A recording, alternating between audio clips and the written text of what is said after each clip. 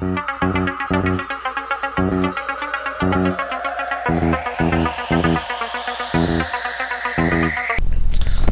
alaikum, peace be upon you all. I've been asked to make a video about the 5 pillars of Islam. So here it goes. Now the 5 pillars of Islam are basically the 5 aspects that make a Muslim. In no particular order, they are charity, fast, prayer, and the Hajj, which is the pilgrimage to Mecca, and then the Shahada, or the declaration of faith. Now in charity means giving up something that you have for the benefit of others. So say that you have money, or you have food, a roof over your heads, whatever. You give some of that up to help somebody else who doesn't have that. And this is really important because there's so many people that struggle to make it in this world, whether they're really sick, or they're starving, or they're homeless.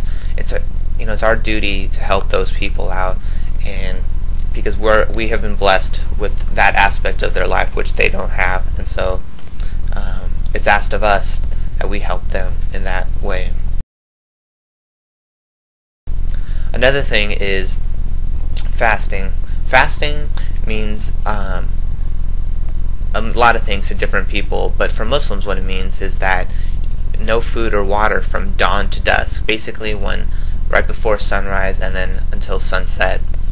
And Muslims do this every year during an Islamic month called Ramadan, which is 30 days, and they fast in hopes of spiritual strengthening and becoming closer to God and getting God's forgiveness. Next is prayers. Muslims pray 5 times a day.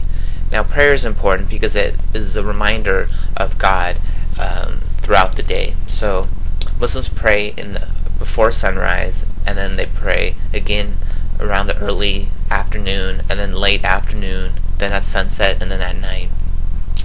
Now, since there's prayer throughout the day, you're always reminded of God, and during these prayers what Muslims ask for is for forgiveness, and they ask for guidance in life.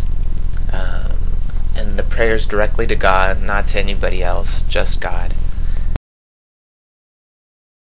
The next is the Hajj.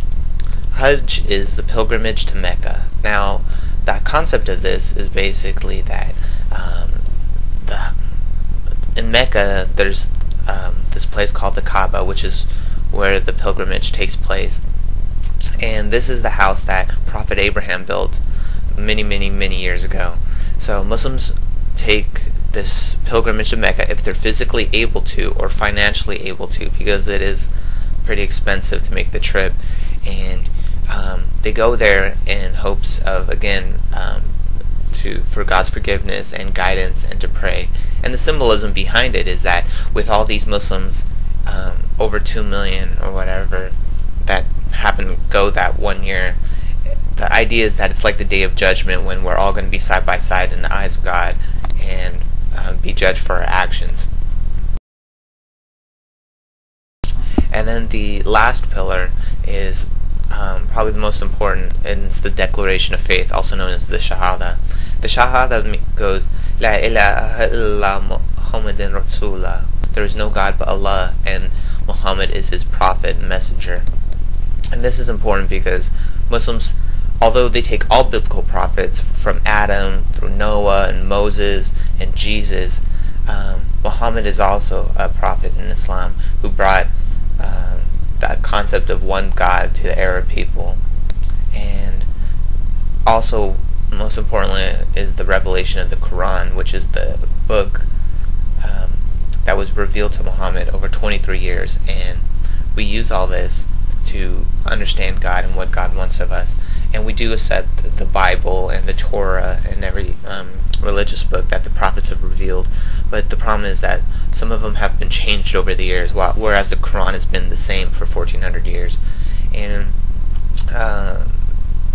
that's basically it. Those are the 5 aspects of Islam. Believing in one God, and believing in the prophets, including Muhammad being the last, fasting, prayer, charity, and the Hajj, the pilgrimage to Mecca. Alright, so hopefully this shines some light on Islam, and peace be with you.